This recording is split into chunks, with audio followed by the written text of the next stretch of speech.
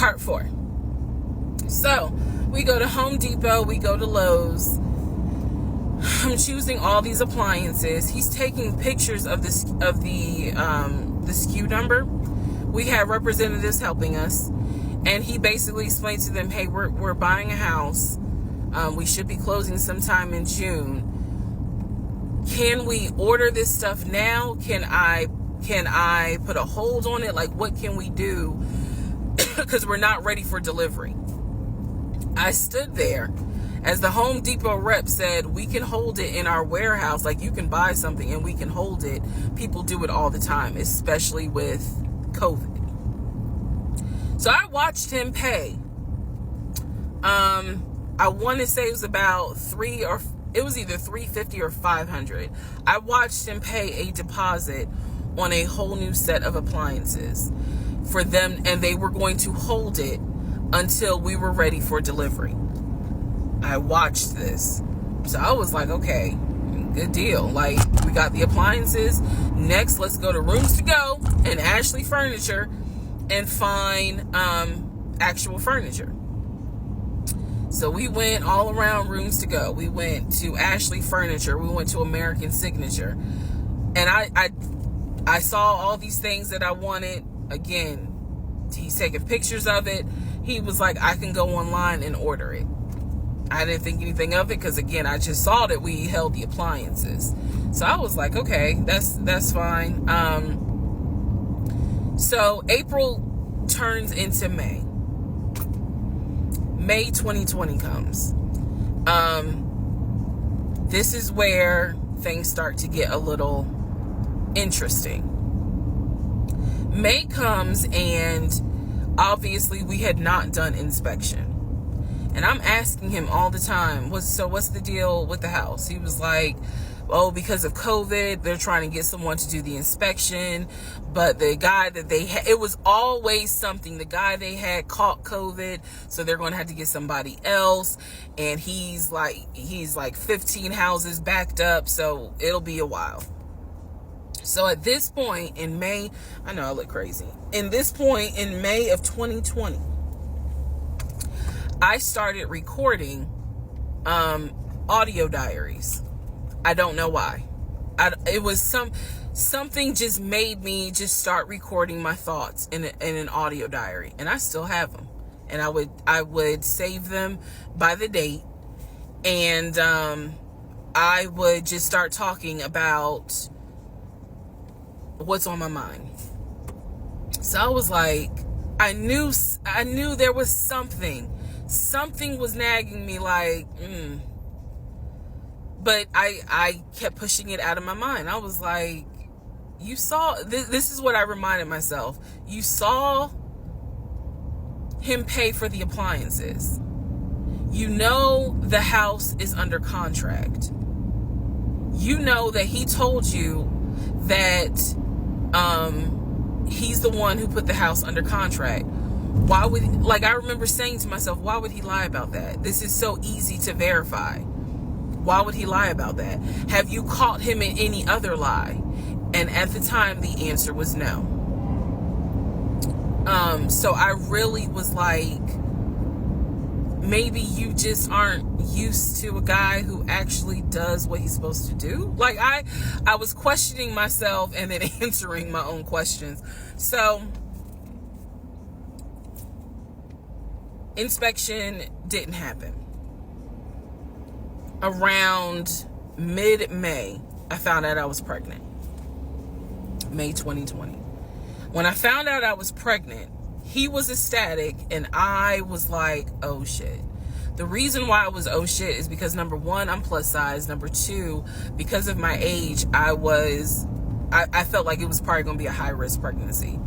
And I wasn't married. And that nagged. I cannot tell y'all how much it nagged me. There was a lot of internal struggle in between. My family didn't even know that he had moved in at this point. I told them, that I was pregnant, went to the doctor, everything looked good.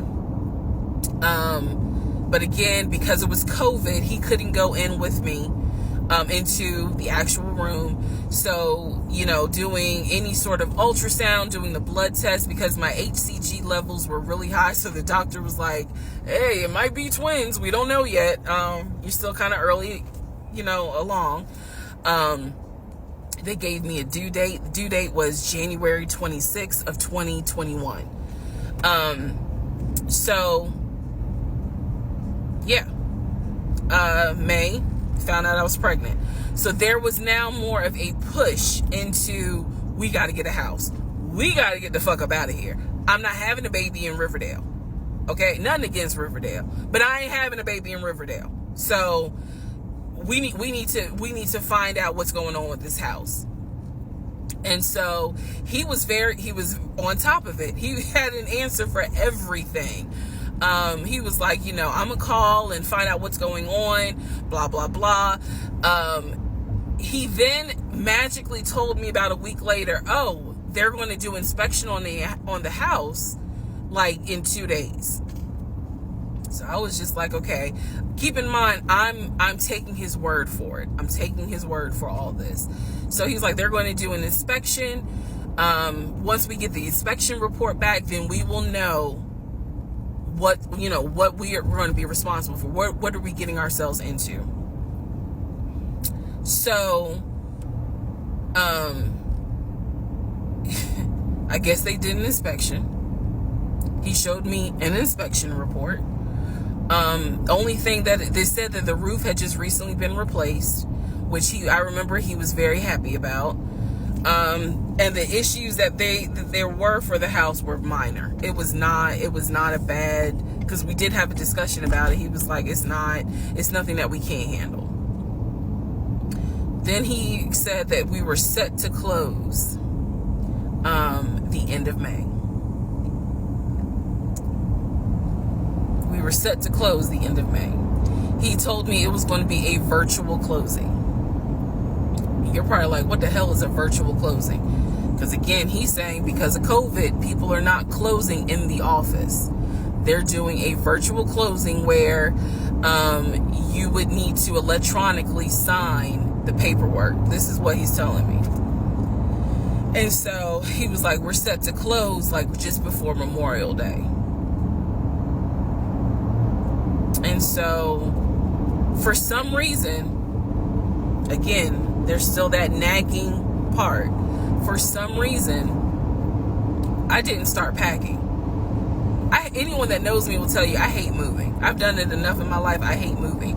But I did not start packing up that house at all. I was just like, you know, I'm pregnant. My body was changing so fast that it was like I can barely keep my eyes open half the day. And so, no, I didn't start packing. And I remember I did record, again, I was recording audio diaries just about every day. When something didn't sit right, I would verbally record it in the audio diary because I was like, I don't know what it is, but there's something. That was the theme of our relationship. I don't know what it is, but I know there's something. And so I remember talking to myself in my little prayer closet, because that's where I would do my recordings. And I remember thinking, what if we don't get this house? Like, what if